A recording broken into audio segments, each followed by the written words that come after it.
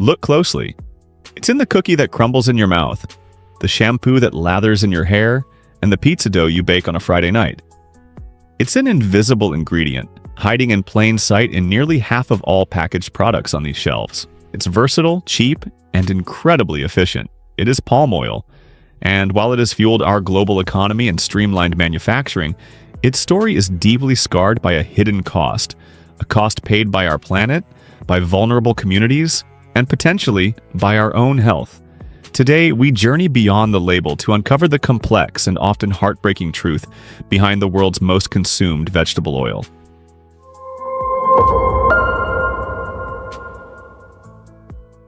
To understand the problem, we must first understand the appeal. The oil palm tree, Elaeus guinensis, is a marvel of natural productivity. Compared to other vegetable oil crops like soy or sunflower, it requires significantly less land to produce the same amount of oil.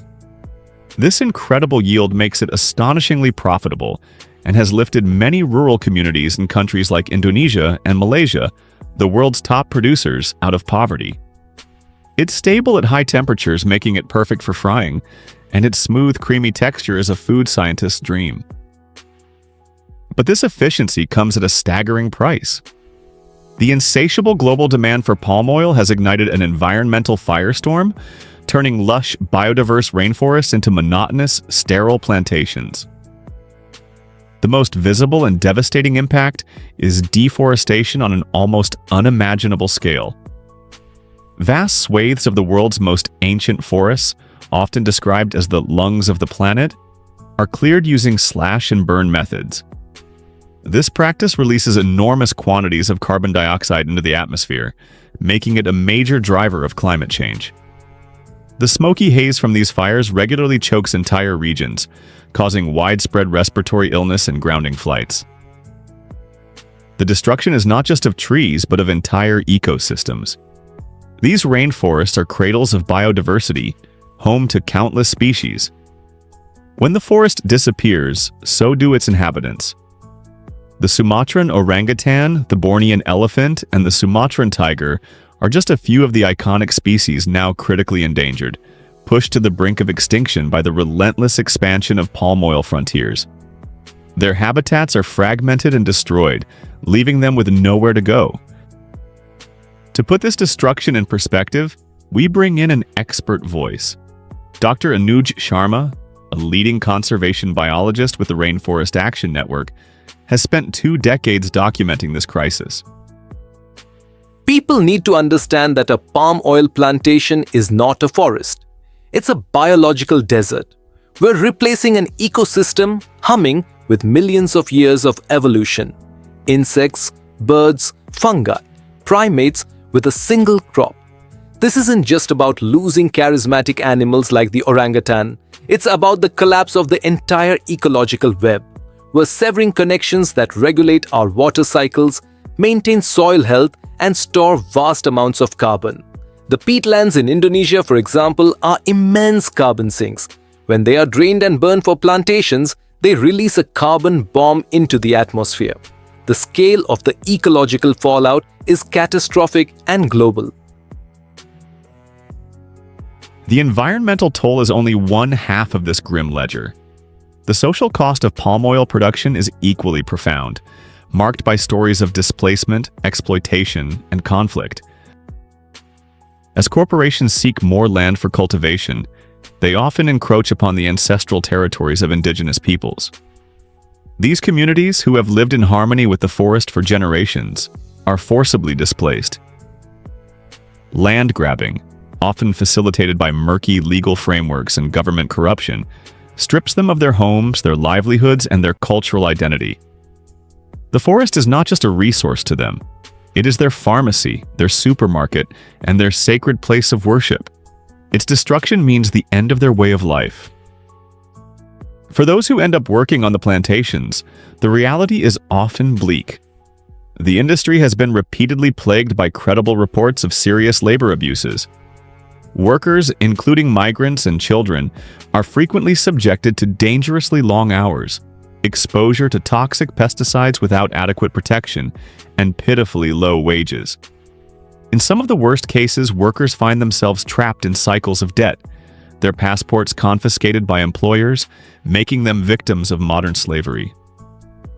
The promise of economic prosperity rings hollow for the thousands toiling in hazardous conditions for minimal reward. This clash between corporate expansion and local rights inevitably breeds conflict. Protests by local communities are common, and they are sometimes met with intimidation and violence. The arrival of a massive plantation can tear a community apart, pitting those who see a chance for employment against those who see the destruction of their heritage. Beyond the forests and fields, the conversation around palm oil also enters our kitchens and clinics. Its health effects are a subject of ongoing debate. Nutritionally, palm oil is unique. It is about 50% saturated fat, a much higher percentage than most other vegetable oils. The primary saturated fatty acid is palmitic acid. A large body of scientific evidence links diets high in saturated fats to increased levels of LDL cholesterol, often called bad cholesterol.